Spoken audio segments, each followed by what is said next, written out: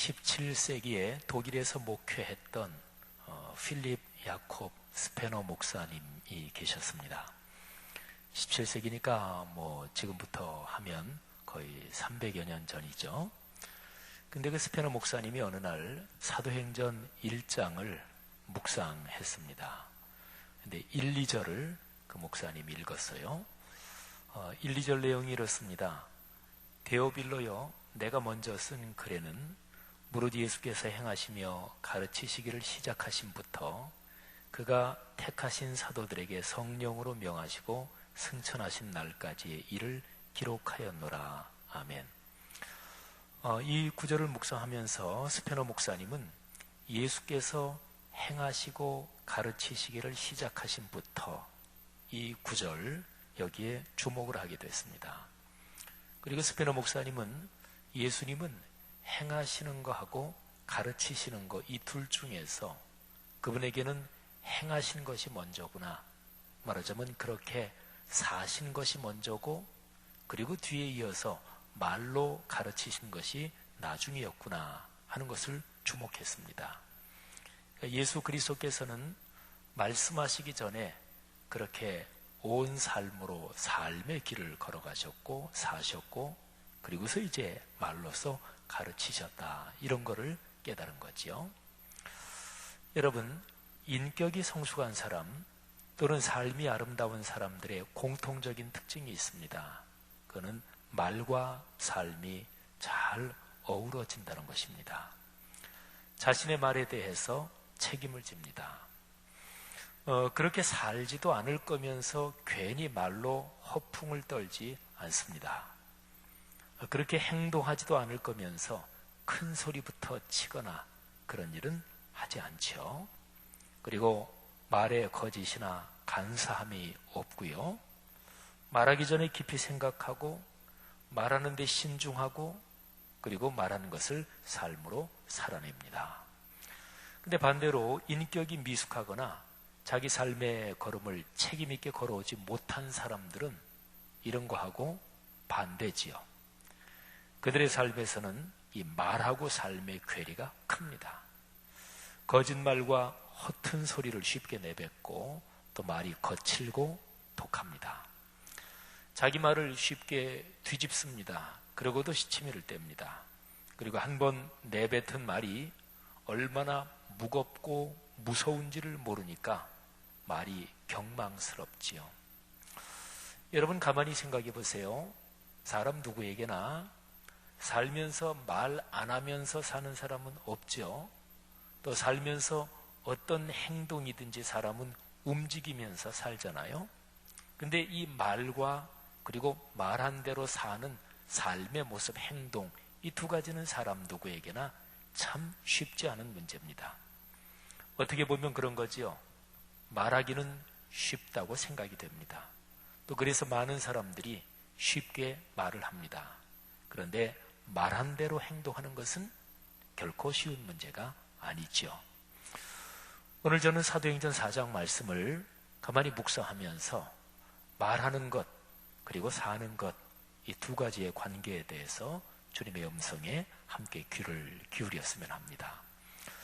자, 오늘 사도행전 4장 1절부터 쭉 내려오는 구절을 묵상하면서 우리가 커다란 흐름으로 사도행전 1장 8절을 다시 한번 여기에 연결을 시켜야 돼요. 자, 이렇게 한번 질문을 던져보지요. 성령이 임하시면 어떤 일이 일어나나요? 그러니까 성령이 우리에게 임하시면 우리의 삶은 어떻게 변하게 되나요? 이거는 기독교 신앙의 가장 중대한 몇 가지 질문 중에 하나입니다. 이 질문에 대해서 연관되는 성경 구절을 찾는다. 그러면 당연히 핵심적인 구절이 사도행전 1장 8절입니다. 저 유명한 구절이죠. 제가 한번 읽습니다. 오직 성령이 너희에게 임하시면 너희가 권능을 받고 예루살렘과 온 유대와 사마리아와 땅끝까지 이르러 내 증인이 되리라 하시니라. 아멘. 자, 이 구절의 표현 자체를, 기록 자체를 잘 봅시다. 성령이 임재하여 충만하시면 두 가지 일이 일어난다고 이 구절에 기록이 되어 있습니다. 먼저 첫 번째는 너희가 권능을 받고 그랬습니다. 권능을 받죠. 권능은 하나님께서 주시는 하늘의 능력입니다. 영적인 힘이고, 그리고 정신과 육신, 사람 삶의 모든 영역에 강하게 영향력을 끼치는 에너지, 이게 성령이 임하실 때 받는 권능입니다. 자, 그 다음에 어떤 일이 일어나나요? 거기에 구절을 읽어 내려가 보면 예루살렘 온 유대 사마리아 땅끝까지 이르러 내 증인이 되리라 그랬죠. 그러니까 두 번째 일어나는 일은 증인이 되는 것입니다. 그런데 이 앞에 붙은 그 수식어가 중요합니다. 예수 그리스도의 증인이 됩니다. 증인이라는 헬라어는요, 헬라어로 발음하면 마르투로스라고 발음을 하는데, 근데 이 헬라어 단어 증인이란 말에서 영어 단어 순교자란 말이 나왔어요. 영어 단어로 마터라고 하죠. 순교자. 근데 이게 헬라어 마르투로스, 증인이라는 말에서 이 어원이 거기에 걸려 있습니다. 그러니까 정직하게 제대로 증언하는 것은 때로는 목숨을 거는 일이기도 합니다. 적어도 초대교회 당시에 예수 그리스도에 대해서 증언하는 것은 종종 목숨을 거는 일이었고요. 그리고 오늘날 우리가 사는 세계에서도 우리 한국 땅은 그렇지 않지만 예수 그리스도에 대한 신앙을 고백하고 증언하는 것은 목숨을 걸기도 하는 일이 오늘날 세상에도 있습니다. 아주 중요한 자리에서 증언할 때는 증언하기 전에 먼저 선서하지요. 대개 오른손을 들고 그렇게 선서하지요. 본 그대로 증언하겠다고, 거짓 없이 증언하겠다고 서약합니다. 그리고 거짓 증언에는 법적으로 처벌이 따르기도 합니다. 자, 이렇게 보면 성령이 임하셔서 권능을 받고 증인이 된다. 그래서 증인이라는 낱말이 아주 중요한 거죠. 증인이라는 말을 다르게 한번 표현해 본다면 말과 삶이 같은 사람이 증인입니다. 말과 삶이 따로 놀지 않는 사람이지요. 그런데 사도행전 1장 이 문맥을 차분히 조금만 읽어보면 증인이 말과 삶이 따로 놀지 않는다. 이거는 당연하고 자연스러운 일입니다. 아까 제가 읽어드렸지요. 스페너 목사님이 묵상해서 은혜 받은 그 구절 1절, 2절 거기에서 예수 그리스도에 대해서 뭐라고 말씀하나요? 그분은 삶으로 행하셨고 그리고 말로서 가르치셨습니다. 먼저 그렇게 사셨고 그리고 당신 삶에 따라 가르치셨습니다. 예수님은 말과 삶이 아름답게 어우러지는 분이셨죠. 그러면 성령께서 임하셔서 증인이 되는데 이 증인은 다른 그 어떤 것에 대한 것이 아니라 정확하게 예수 그리스도의 증인이고, 그러니까 예수님을 닮을 수밖에 없지요. 바로 삶과 말과 삶이 어우러지는 것입니다. 기독교 신앙의 영향력 또는 기독교 신앙의 중심이 바로 여기에 있습니다. 자, 오늘 이 본문 말씀을 조금 더 이제 깊이 들어가 보겠습니다. 자, 그러면 이런 질문을 던질 필요가 있어요. 성령의 충만함을 받은 예수 그리스도의 증인들이 증언한 내용이 무엇일까요? 그러니까 초대교회가 12사도를 비롯해서 초대교회 성도들이 순교하는 것도 마다 않고 계속해서 지속한 증언의 내용이 무엇인가 하는 질문입니다. 자, 이거를 반대로 말하면 초대교회를 핍박하고 박해한 적대자들이 무슨 수를 써서라도 막으려고 했던 것, 그것이 무엇인가 하는 질문하고도 같은 얘기가 되죠. 사도행전 4장에 그 중요한 단면이 기록이 되어 있습니다. 자, 4장 1, 2절을 먼저 봅시다. 제가 한번 읽습니다. 사도들이 백성에게 말할 때에 제사장들과 성전 맡은 자와 사두개인들이 이르러 예수 안에 죽은 자의 부활이 있다고 백성을 가르치고 전함을 싫어하여. 자, 이 두 절을 조금 깊이 설명드리겠습니다. 사도들이 백성들 앞에서 말하고 있었습니다. 그런데 여기 1절에 백성에게 말할 때에 이 말한다 하는 단어가 이게 보통 단어가 아닙니다. 헬라어로 발음하면 랄레오라는 동사인데, 그런데 이 단어는요, 사도행전 2장에서 성령이 강림하신 사건하고 연관이 있는 단어입니다. 우선 먼저 사도행전 2장의 성령 강림 사건은 우리가 신앙생활하면서 성령의 충만함을 받는다, 성령의 터치를 경험한다, 그런 거하고는 질적으로 다른 거예요. 창세부터 우리가 존재하는 모든 세상이 끝나는, 그리고 영원한 세상으로 이어지는 이 모든 시간의 흐름에서 성령 하나님은 계속해서 역사해 오셨고 앞으로도 활동하실 것입니다. 그런데 그 수많은 성령의 활동 중에서 유별나게 특별한 것 한 가지가 있습니다. 그게 바로 사도행전 2장에 있는 오순절 성령 강림 사건입니다. 이 오순절의 성령 강림은 이 모든 시간의 흐름에서 단 한 번 유일적인 사건이에요. 바로 오순절 성령 강림으로써 삼위일체 하나님, 성령 하나님께서 사람들 사는 세상 속으로 들어오셔서 우리와 같이 사시기 시작한 사건이 사도행전 2장이에요. 그런데 사도행전 2장에서 성령이 강림하셔서 베드로를 비롯한 12사도들이 성령의 능력을 강하게 받고 성령께서 말하게 하심을 따라 말했다, 그렇게 말했다, 성령의 능력으로 말했다, 그거를 표현하는 단어가 헬라어 랄레오입니다. 그런데 지금 4장 1절에서 사도들이 백성에게 말한다 할 때 그때 쓰인 단어 말한다가 바로 2장에 나오는 랄레오 그 단어입니다.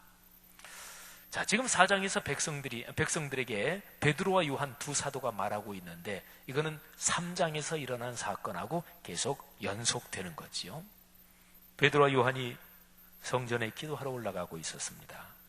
근데 아름다운 문, 미문이라고 이름을 붙은 그 성전 문에 걷지 못하는 신체 장애인이 늘 거기 앉아서 구걸하고 있었고, 그리고 베드로와 요한이 예수 그리스도의 이름으로 그 사람을 고치지요. 이 놀라운 사건 때문에 사람들이 몰려듭니다. 베드로와 요한은 이 사건의 의미를 분명하고 단순하게 설명하지요. 이 사건의 의미를 모인 사람들에게 설명하고 하면서 예수 그리스도를 증언하는 거예요. 3장 12절부터 16절을 제가 한번 읽어보는데, 베드로가 증언하고 사람들 앞에서 말하는 내용이에요. 이스라엘 사람들아, 이 일을 왜 놀랍게 여기느냐? 우리 개인의 권능과 경건으로 이 사람을 걷게 한 것처럼 왜 우리를 주목하느냐? 아브라함과 이삭과 야곱의 하나님, 곧 우리 조상의 하나님이 그의 종 예수를 영화롭게 하셨느니라. 너희가 그를 넘겨주고 빌라도가 놓아주기로 결의한 것을 너희가 그 앞에서 거부하였으니, 너희가 거룩하고 의로운 일을 거부하고 도리어 살인한 사람을 놓아주기를 구하여 생명의 주를 죽였도다. 그러나 하나님이 죽은 자 가운데서 그를 살리셨으니 우리가 이 일의 증인이라. 아주 명확하게 얘기하지요. 우리는 예수 그리스도와 연관된 이 일의 증인이라. 그 이름을 믿음으로 그 이름이 너희가 보고 아는 이 걷지 못하는 장애인 이 사람을 성하게 고쳤나니, 예수로 말미암아 난 믿음이 너희 모든 사람 앞에서 이같이 완전히 낫게 하였느니라. 여러분, 제가 지금 이 3장의 말씀을 봉독하면서도 아주 힘을 줘서 이렇게 읽었는데, 베드로와 요한이 그렇게 설교했을 거예요. 베드로와 요한의 그 설교를 듣고, 그는 성령께서 그들 안에서 활동하시면서 성령이 말하게 하심을 따라 말하는 거였으니까 강력하게 사람들 속을 파고들었을 것입니다. 이렇게 한참 말하고 있는데 그 상황에서 당국자들이 급히 출동한 거예요. 자, 그들이 문제 삼은 게 무엇인가요? 그들이 싫어한 것이 무엇인가요? 아까 제가 읽었는데 4장 2절에 명백하게 기록이 되어 있습니다. 예수 안에 죽은 자의 부활이 있다고 백성을 가르치고 전함을 싫어하여. 그러니까 예수 그리스도에 대해서 말하는 것, 예수를 증언하는 것, 예수 그리스도께서 부활하셨다, 이거를 가르치고 전하는, 이렇게 말하는 것을 싫어한 거지요. 이들이 싫어한 것은 거꾸로 뒤집으면 말씀드린 것처럼 사도들이 온 몸으로 또는 온 삶으로 계속해서 해야 하는 일이기도 했습니다. 당국자들이 베드로와 요한을 체포하지요. 3, 4절을 보면 이렇게 기록되어 있습니다. 그들을 잡음에 날이 이미 저물었으므로 이튿날까지 가두었으나 말씀을 들은 사람 중에 믿는 자가 많으니 남자의 수가 약 5천이나 되었더라. 아멘. 자, 여기서 3절이 이튿날까지 가두었으나, 여기까지가 3절이에요. 그리고 4절은 말씀을 들은 사람 중에 믿는 자가 많으니 남자의 수가 약 5천이나 되었더라. 두 사람은 체포됐어요. 그러나 복음의 말씀은 체포할 수 없었습니다. 3절과 4절을 잇는 접속사가 뭔가요? 이튿날까지 가두었다. 그러나 하는 거죠. 여기에는 표현에는 가두었으나 해서 가두었다 하고 그러나가 같이 연결해서 쓰였죠. 그러니까 그러나라고 하는 이 접속사는 앞에 문장하고 뒤에 문장을 역전시켜서 반전시켜서 연결하는 역접 접속사지요. 그러니까 사람은 체포됐다. 그러나 말씀은 체포할 수 없었고 말씀을 이미 들은 사람 중에서 남자의 수가 약 5천이나 되는 사람이 예수 그리스도를 믿게 되었다. 그런 거죠. 여러분 잘 생각해 보십시오. 사람들이 부활의 복음, 말씀을 듣게 하는 것이 중요합니다. 우리 청년부에서 올해 다시라는 주제를 가지고 계속해서 다시 말씀으로, 다시 기도로, 그리고 다시 전도로, 다시라는 주제로 사역을 하고 있잖아요. 근데 말씀을 듣게 하는 게 중요합니다. 왜냐하면 오늘 여기 본문 말씀처럼 말씀을 들은 사람 중에서 믿는 자가 생겼기 때문에 그렇습니다. 물론요, 말씀을 듣는다고 들은 사람 모두가 믿음을 갖는 건 아니에요. 말씀을 듣는다고, 설교를 듣는다고 모두가 다 은혜 받는 건 아니에요. 죄를 회개하자는 채로 말씀을 듣거나 교만하여 다친 마음으로 말씀을 들으면 믿음이 생기지 않습니다. 은혜를 받을 수 없습니다. 예수님의 언어로 표현해 볼까요? 예수님께서 비유로 말씀하신 그 표현 중에 이런 게 있지요. 길가에 떨어진 씨, 그 씨는 말씀의 씨를 말합니다.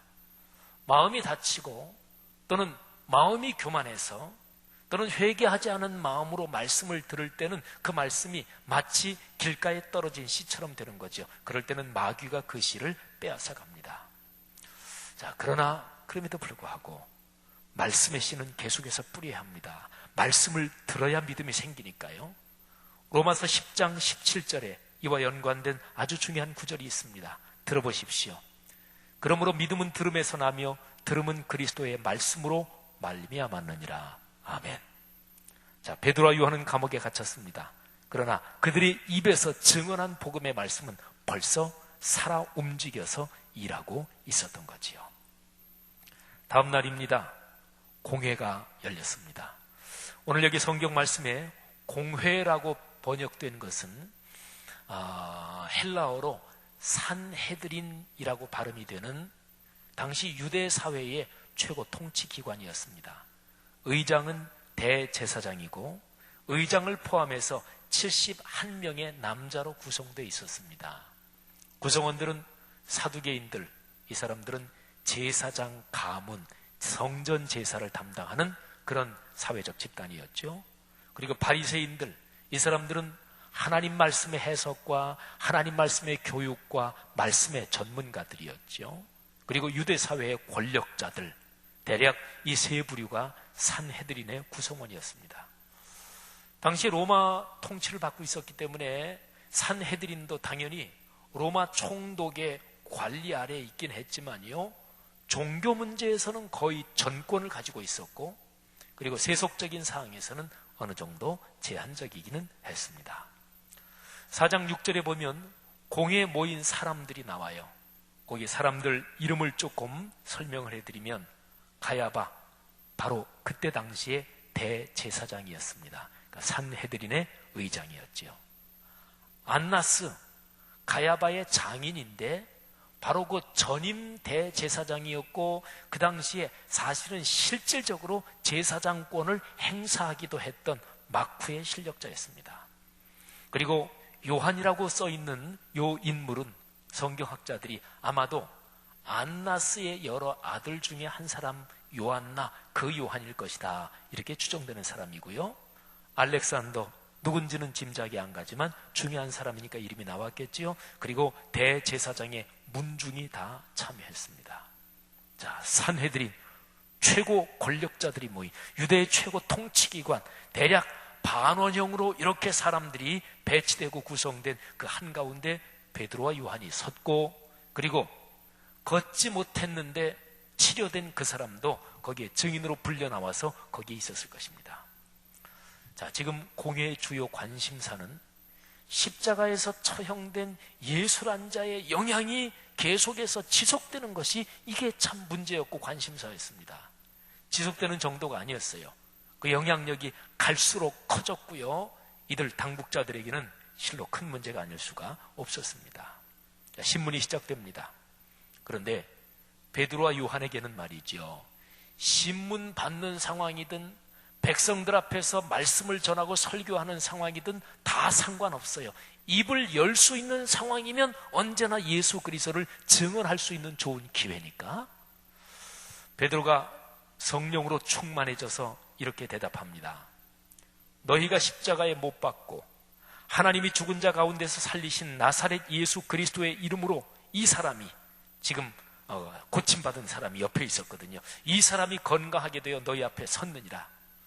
다른 이로서는 구원을 받을 수 없나니 천하 사람 중에 구원을 받을 만한 다른 이름을 우리에게 주신 일이 없음이라. 담대하게 예수 그리스도를 증언한 거예요. 공회 의원들은 베드로와 요한이 담대하게 말하는 것을 보고 놀랍니다. 베드로와 요한이 말할 때 사실은 성령께서 그들 안에 같이 역사하시고 계신 거죠. 이 공회 의원들이 베드로 요한 두 사람을 법정에서 일단 내보냅니다. 그리고 자기들끼리 대책을 논의합니다. 대책을 논의하는 그 내용이 16절, 17절이에요. 한번 잘 들어보세요. 이 사람들을 어떻게 할까? 그들로 말미암아 유명한 표적 나타난 것이 예루살렘에 사는 모든 사람에게 알려졌으니 우리도 부인할 수 없는지라. 이것이 민간에 더 퍼지지 못하게 그들을 위협하여 이후에는 이 이름으로 아무에게도 말하지 말게 하자 하고. 여러분, 지금 산헤드린의 구성원 다시 한번 머리에 떠올리세요. 사두개인들, 바리새인들은 요즘으로 말하면 성직자요 또는 신앙 공동체의 최고 지도자들입니다. 이 사람들이 논의한다는 게, 결론을 낸다는 게 위협하고 협박하자, 참 너무나 어울리지 않잖아요. 그런데 사실은 이 사람들에게 베드로와 요한 그리고 그 당시 초대교회 공동체는 도무지 어떻게 감당하기가 힘들었어요. 그러니까 16절 제일 처음에 이 사람들을 어떻게 할까, 이 표현에 그런 고심이 나오지요. 근데 어쨌든요, 무조건 맡기에는 고침을 받은 이 장애인을 비롯해서 증거가 너무나 많고 명백했습니다. 예루살렘에 사는 사람들도 이 사실을 다 알아요. 그래서 그들이 결론을 내린 게 이겁니다. 아주 짧게 요약하면 말하지 못하게 하자.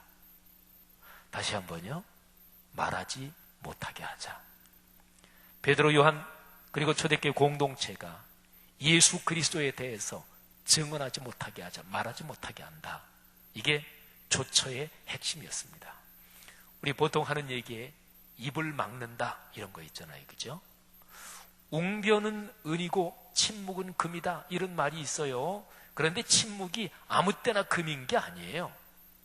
올바로 말할 때 두려워서 또는 타협하느라 이권 때문에 말을 하지 못하고 침묵을 지키면 그거는 비겁한 침묵이지요.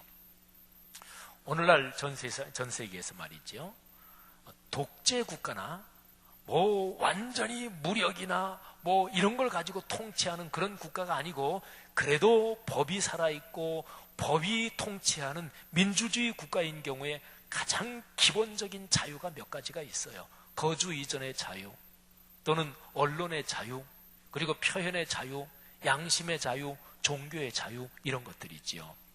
그런데 제가 지금 연구한 것 중에서 말하는 자유, 이거하고 연관된 게 바로 언론의 자유, 표현의 자유입니다. 이거는 민주주의 법치국가에서 가장 기본적인, 기초적인 자유입니다. 독재하려면 이 자유를 억압해야 독재가 가능해요. 말하지 못하게 하는 거죠. 그래서 대개 인류 역사에서 어느 사회에서나 무력으로 정권을 뺏는 경우 쿠데타라 그러죠. 쿠데타를 딱 하면은 제일 먼저 장악해야 되는 게 있습니다. 방송, 신문사, 언론기관을 제일 먼저 장악해야 돼요. 그래야 쿠데타가 성공해요. 여러분, 원리를 아시겠습니까? 지금 여기에 산헤드린 공회가 결론을 내린 게 그거예요. 말하지 못하게 한다. 자, 그런데 여기에 17절에서 말하지 말게 하자. 여기서 말한다 이 단어가 아까 4장 1절에 기록된 그 단어 랄레오 이 단어하고 똑같은 단어예요. 성령께서 임하셔서 예수 그리스도의 복음에 대해서 증언한다는 바로 그 단어입니다. 그거를 못하게 한다 이런 거죠. 여러분, 여기에서 우리는 아주 중요한 사실 하나를 관찰해야 합니다. 복음을 반대하고 핍박하는 사람들의 전략이 얼마나 정확한가 보십시오. 자, 복음을 반대하고 예수 그리스도의 신앙을 적대시하는 사람들은 아주 영적으로 말하자면 자기 나름대로 무지무지하게 정확합니다. 그들은 무엇이 문제인지, 그래서 무엇을 막아야 하는지 초점을 분명하게 짚어내고 있었습니다. 증언하지 못하게 해야 된다. 말하지 못하게 해야 된다. 거꾸로 뒤집어 생각해 보십시오. 오늘날 교회와 그리스도인들이 우리가 무슨 일을 해야 되는지 정확하게 알고 있는 것입니까? 한국 교회가 이런저런 활동들을 많이 하는데 제일 중요한 활동이 무엇인지, 거기에 교회가 살고 죽는 게 걸려있고 그리스도인의 정체성이 걸려있는 그 일을 교회 공동체는 이 적대자들만큼 정확하게 짚어내고 있는 것입니까? 이 적대자들은 정확하게 요점을 짚어내고 있었습니다.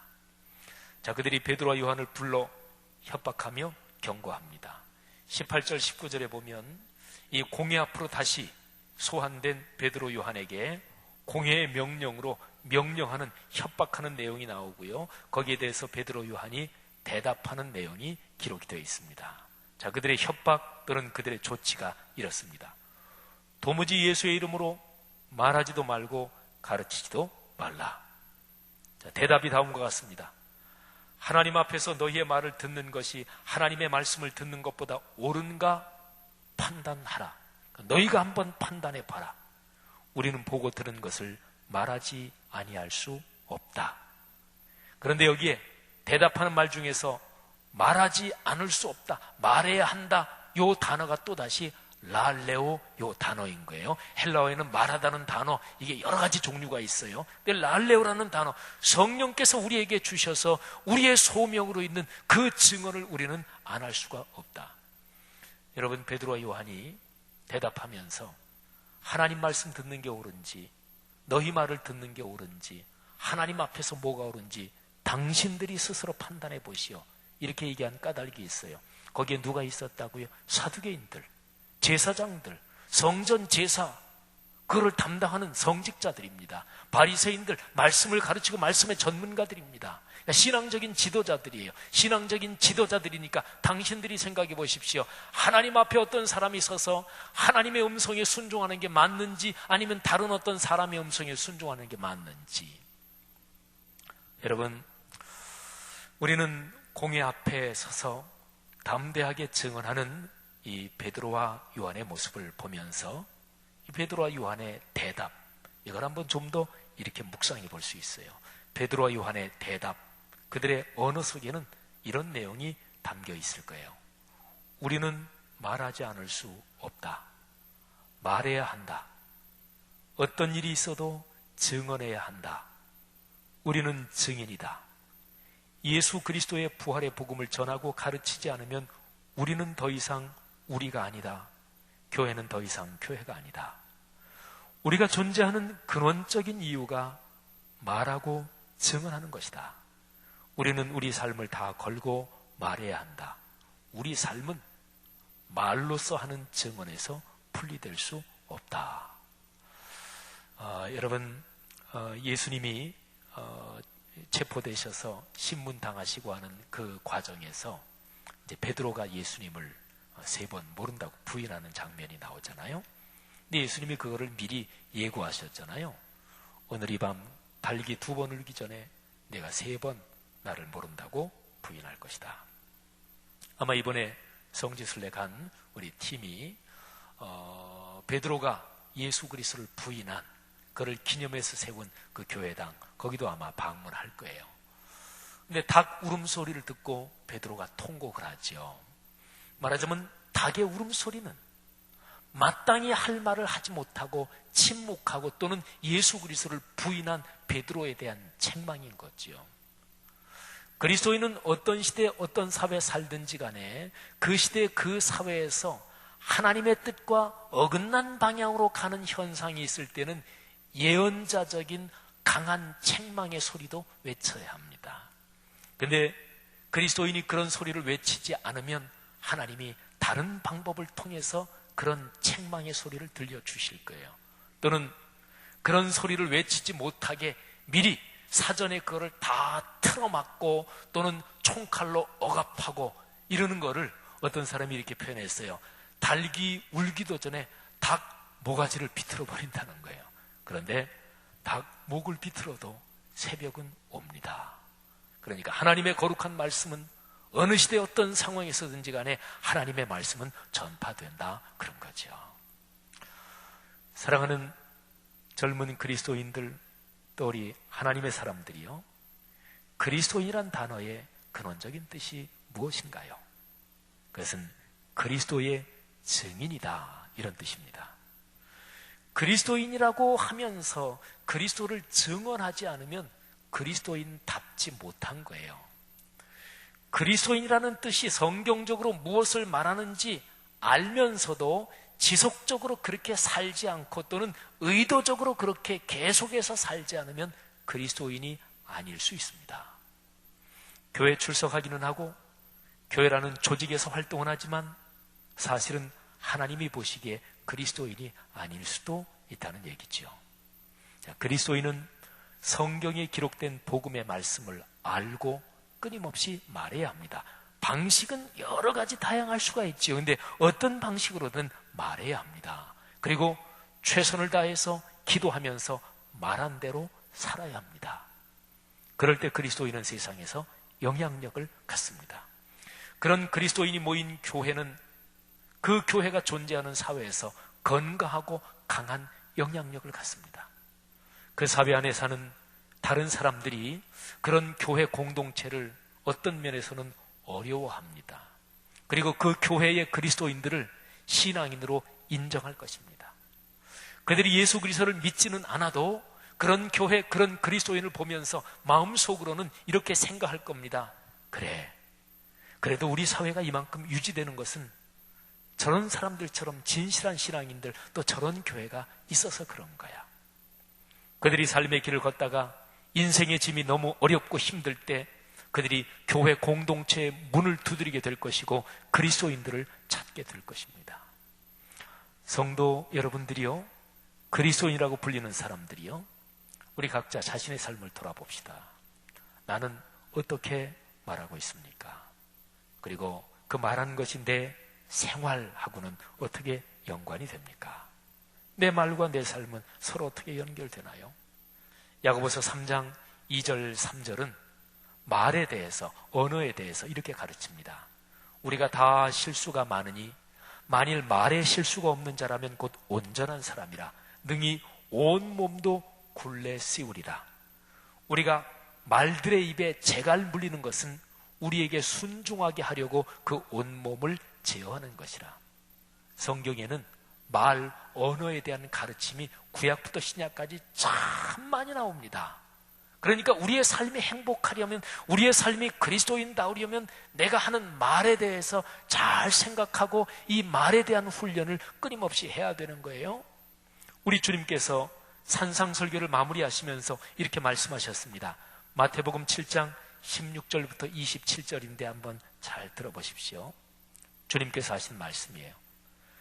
그들의 열매로 그들을 알지니, 그러니까 그들의 삶의 모습으로 그들을 알 수 있다는 얘기예요. 가시나무에서 포도를 또는 엉겅퀴에서 무화과를 따겠느냐? 이와 같이 좋은 나무마다 아름다운 열매를 맺고 좋은 나무가 나쁜 열매를, 못된 나무가 나쁜 열매를 맺나니 좋은 나무가 나쁜 열매를 맺을 수 없고 못된 나무가 아름다운 열매를 맺을 수 없느니라. 아름다운 열매를 맺지 않은 나무마다 찍혀 불에 던져지느니라. 이러므로 그들의 열매로 그들을 알리라. 나더러 주여 주여 하는 자마다 다 천국에 들어갈 것이 아니요 다만 하늘에 계신 내 아버지의 뜻대로 행하는 자야 들어가리라. 그날에 많은 사람이 나더러 이르되 주여 주여 우리가 주의 이름으로 선지자 노릇하며 주의 이름으로 귀신을 쫓아내며 주의 이름으로 많은 권능을 행하지 아니하였나이까 하리니 그때 내가 그들에게 밝히 말하되 내가 너희를 도무지 알지 못하니 불법을 행하는 자들아 내게서 떠나가라 하리라.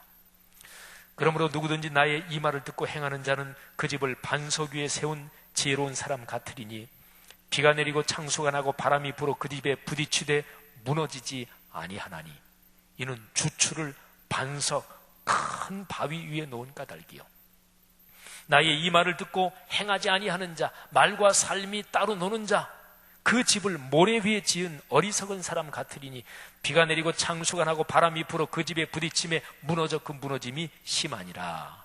아멘. 사랑하신 여러분, 우리가 신앙생활하면서 그리스도인들이 가장 많이 들은 얘기 가운데 하나가 이런 얘기죠. 믿음으로 구원받는다. 예, 그 명제 자체, 표현 자체는 정확하게 맞는 말이에요. 그런데 믿음으로 구원받는다 할 때 그 믿음은 성경에서 말하는 믿음이겠죠? 그런데 성경에서 믿음을 얘기할 때 삶으로 실천하는 거, 행동하는 거는 완전히 딱 구분하고 그냥 머릿속으로 사고로 생각으로만 하는 거, 그거를 믿음이라고 성경이 얘기하나요? 아니요.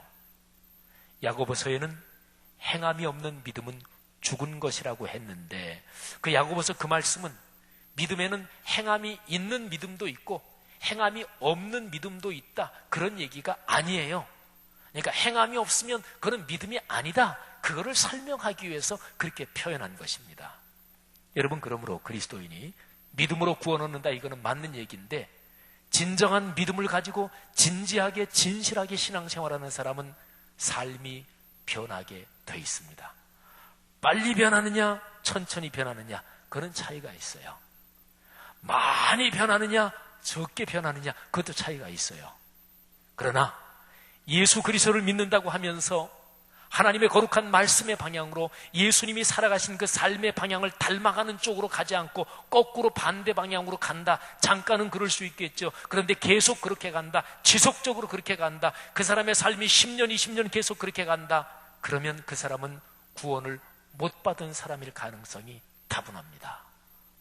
교회 오래 다니면 교회라는 조직체에 대해서는 훤해져요. 교회에서 활동하는 거에 대해서는 훤해져요. 그런데 그게 어쨌다고요?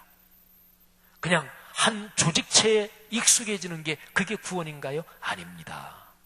하나님의 거룩한 말씀이 내 삶 속에 들어와서 내 언어 생활이 그 말에 따라 훈련되고 그리고 그렇게 말한 것이 내 삶으로 실천되는 것이 이게 기독교의 구원이요, 이게 그 믿음이요, 그리고 여기에 하나님의 위대한 축복과 그리고 풍요롭고 멋진 삶이 전개되는 거예요.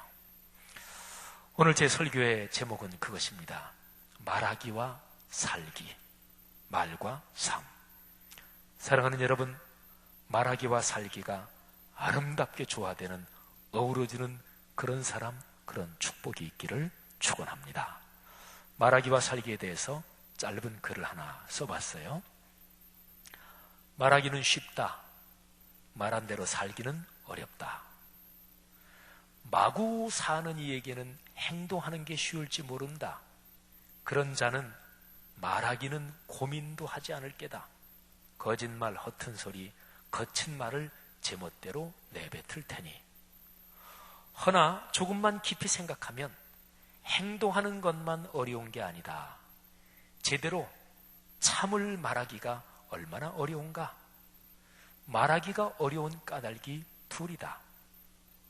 하나는 생각에서 말이 나오기 때문이다.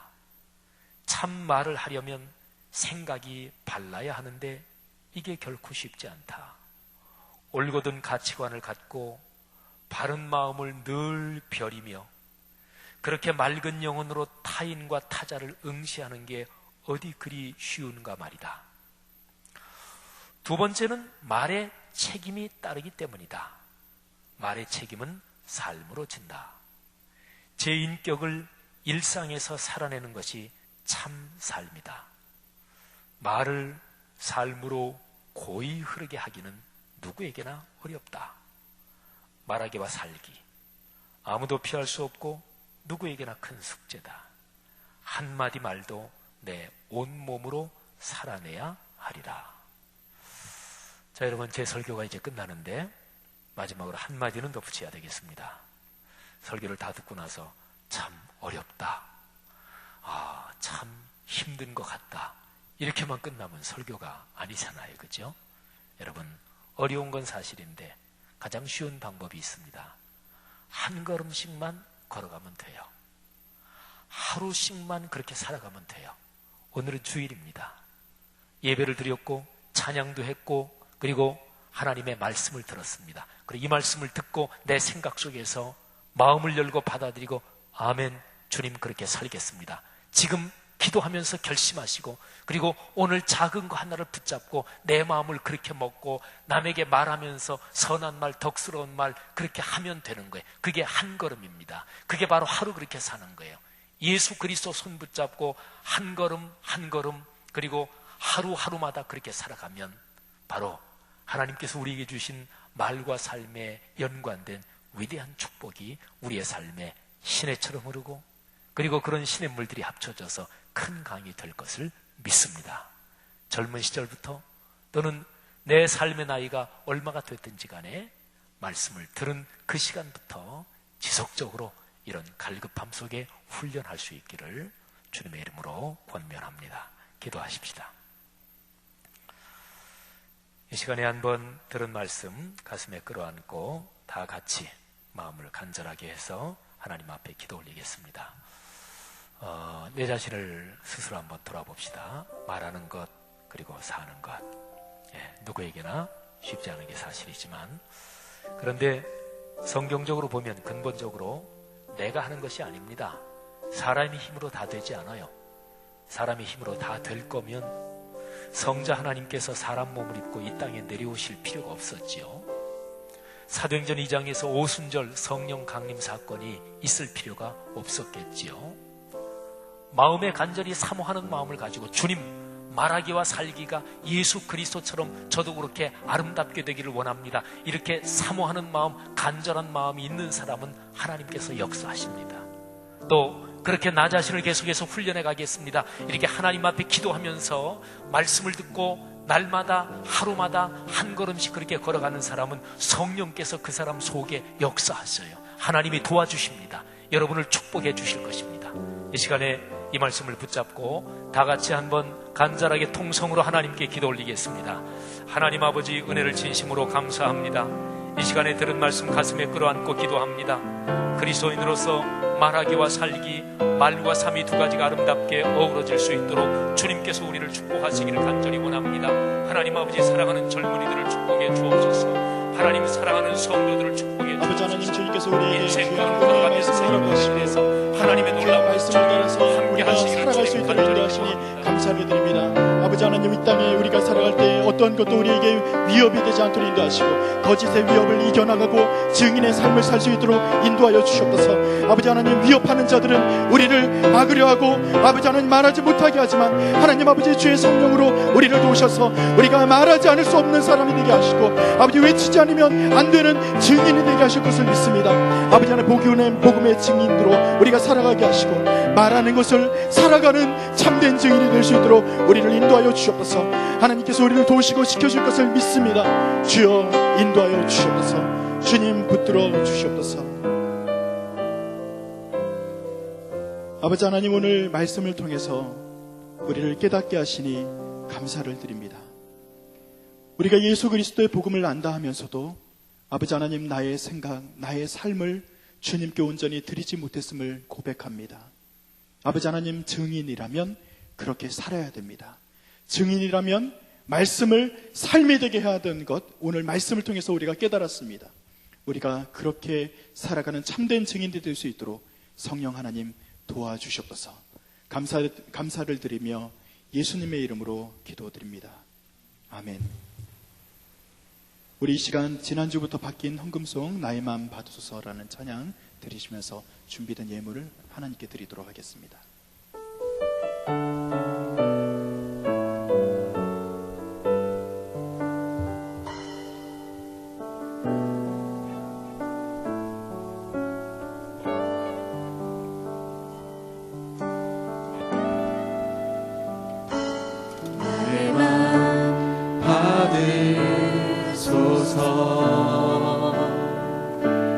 오셔서 주님의 저소 삼으소서. 나의 전부이신 주여 내 맘을 받아주소서.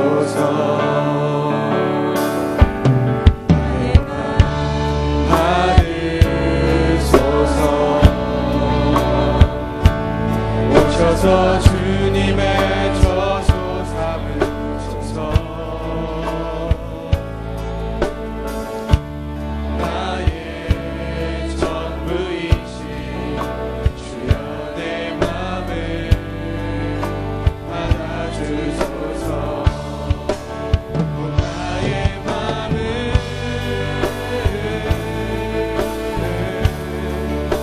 주님께 열어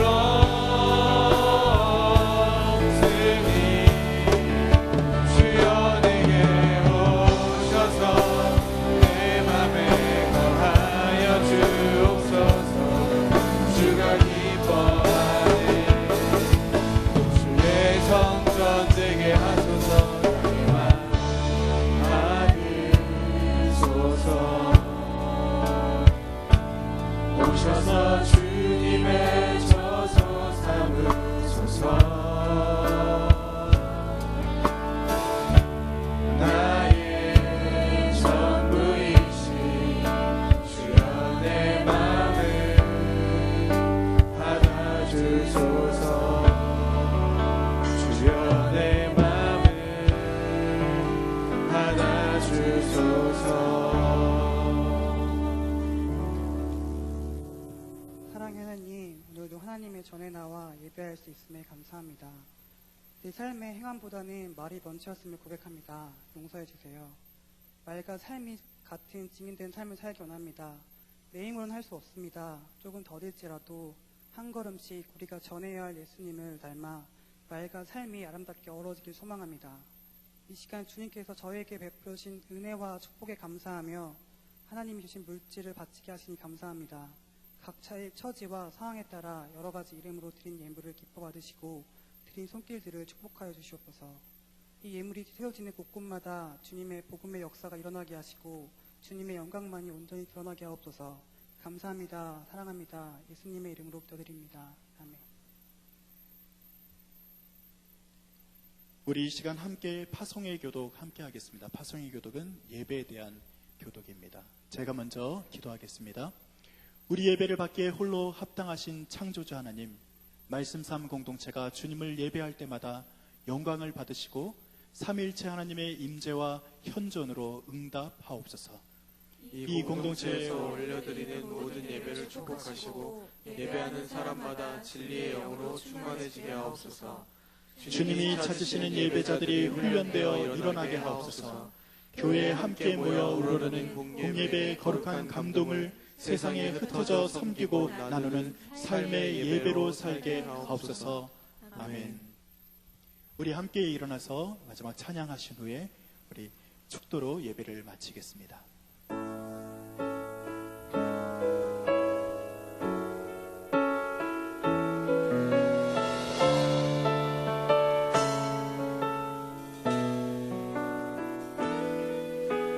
나 홀로 있어도 내 아픈 마음 감싸줄 사람 하나 없어도 살 수 있어. 난 꿈이 없어도 저 아름다운 수많은 별들 만질 수 없어도 살 수 있어.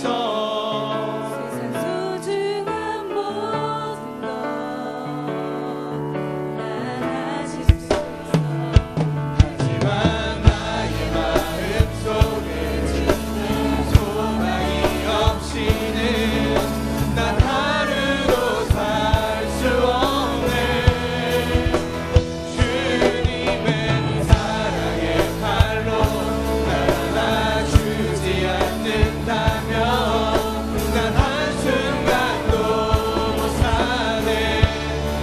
없이 살 수 없네. 진실로 나의 마음 속에 주님의 소망이 없이는 난 하루도 살 수 없네. 주님의 사랑의 팔로 살아나 주지 않는다면 난 한순간도 못 사네. 난 주 없이 살 수 없네.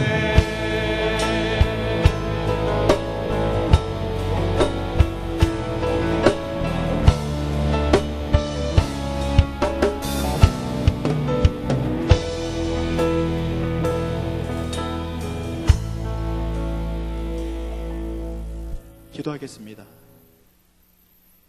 이제는 예수 그리스도의 은혜와 하나님의 크신 사랑과 성령 하나님의 동행하시고 보호하심이 참 증인으로 살아가기를 소원하는 이 자리에 선 모든 청년과 성도들에게 영원히 함께 하시기를 간절히 축원드리옵나이다. 아멘.